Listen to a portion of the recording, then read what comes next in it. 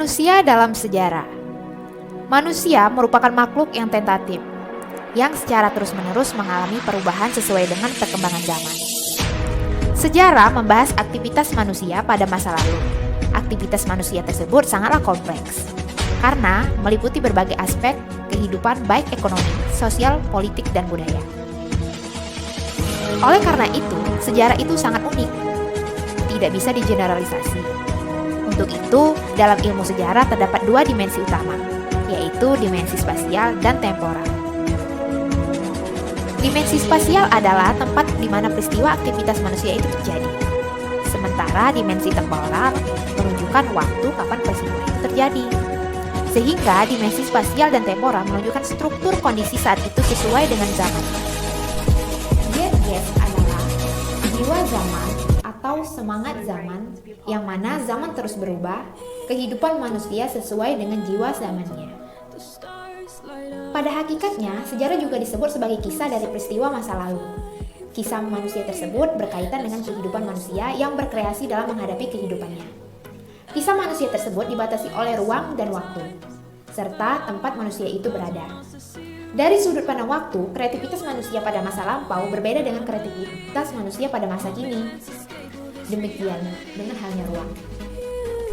Kreativitas manusia pada masa lampau, misalnya bagaimana manusia zaman batu menggunakan makan, minum, berpakaian, serta melakukan perjalanan menjadi pengalaman yang diwariskan pada masa-masa sesudahnya. Sebagai contoh adalah bagaimana kreativitas manusia untuk mempertahankan hidupnya.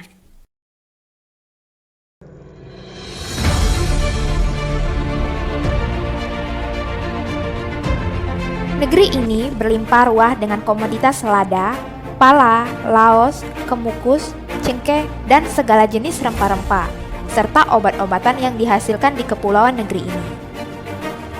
Sebelum kedatangan bangsa Eropa ke wilayah Nusantara, Nusantara telah terbentuk jaringan perdagangan rempah-rempah yang melibatkan Melayu, Jawa, Makassar, bahkan perdagangan Arab dan Cina. Rempah-rempah sangat menunjang bisnis termahal pada kala itu.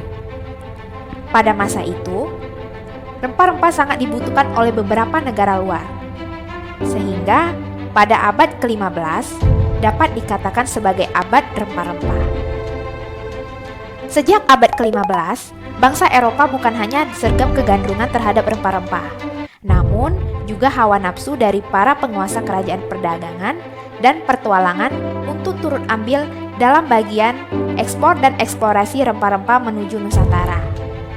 Sehingga keuntungan besar dalam perdagangan rempah-rempah menjadi pemicu utama minat perdagangan Eropa untuk mendapatkan komoditas ini langsung dari pusat produksinya. Sehingga keuntungan dari rempah-rempah inilah yang menjadikan peluang bisnis pada masa itu. Dari hal tersebut, berdampak VOC bagi Indonesia tentunya memberikan hal positif dan negatif. Hal yang negatif yang dapat kita analisis yaitu munculnya monopoli perdagangan sehingga bisnis kurang baik pada masa itu. Sedangkan dampak positif yang dapat kita kaitkan yaitu adanya muncul alat-alat transportasi modern seperti kereta api dan kapal uap. Nah, hal tersebut jika kita tarik pada masa sekarang, dampak dan munculnya alat-alat transportasi tersebut mengembangkan berkembangnya sarana industri-industri di Indonesia, terutama pada masa sekarang. Untuk memastikan industri tetap berjalan dan memperoleh keuntungan, maka manusia melakukan pengelolaan dan pengaturan yang disebut manajemen.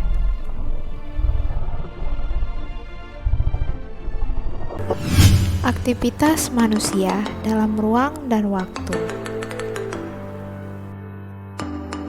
Bahwa keberlangsungan sebuah peristiwa itu pasti melewati medium ruang. Ruang sendiri memiliki arti yaitu tempat berlangsungnya atau terjadinya peristiwa sejarah. Nah, karena adanya konsep ruang ini, para penulis sejarah kemudian mengkategorikan peristiwa sejarah berdasarkan tempat. Misalnya, sejarah daerah, sejarah lokal, sejarah dunia, sejarah nasional, dan masih banyak lagi. Sedangkan adanya konsep waktu menunjukkan kapan terjadinya peristiwa sejarah tersebut. Jika peristiwa manusia tidak mungkin terjadi tanpa melewati ruang, Begitu pula dengan waktu. Konsep penting dalam sejarah itu adalah waktu.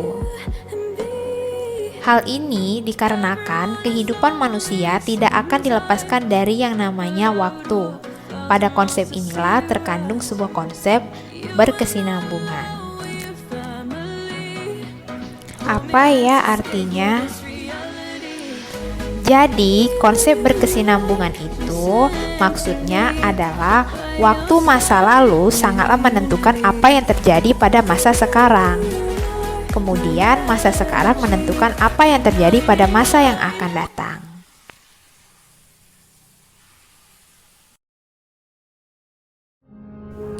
Seperti contohnya yaitu adanya kejadian revolusi industri yang terjadi pada periode tahun 1760 sampai 1850. Revolusi ini menyebabkan terjadinya perkembangan besar-besaran yang terjadi pada semua aspek kehidupan manusia.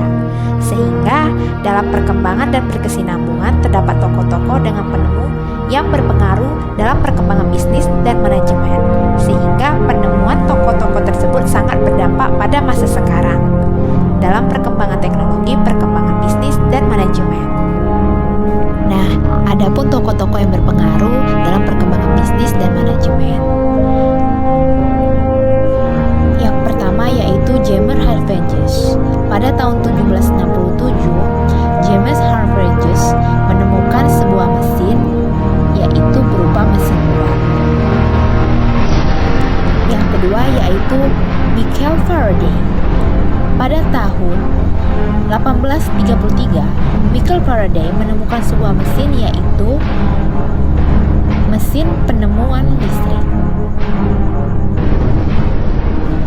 Yang ketiga yaitu James Watt. Pada tahun 1868, James Watt menemukan suatu mesin, yaitu berupa mesin pemintal benang.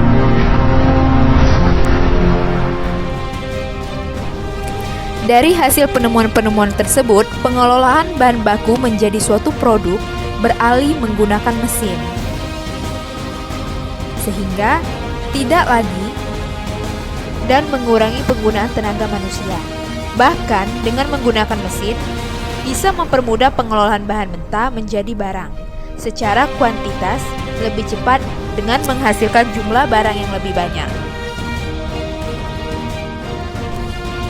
Dengan inilah, penemuan tersebut mendorong munculnya industrialisasi yang sangat berpengaruh terhadap perkembangan bisnis dan manajemen.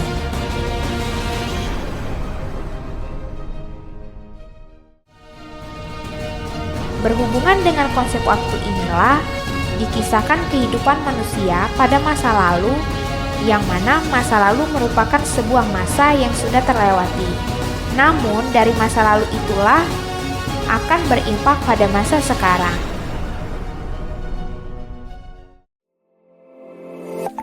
Kesimpulan.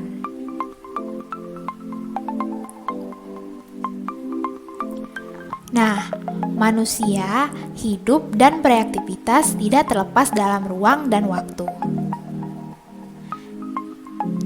Sehingga kreativitas manusia sangat berhubungan pada masa lampau dan masa kini, dan memiliki keterkaitan pada masa sekarang. Jadi dampak kejadian masa lalu akan mempengaruhi masa sekarang.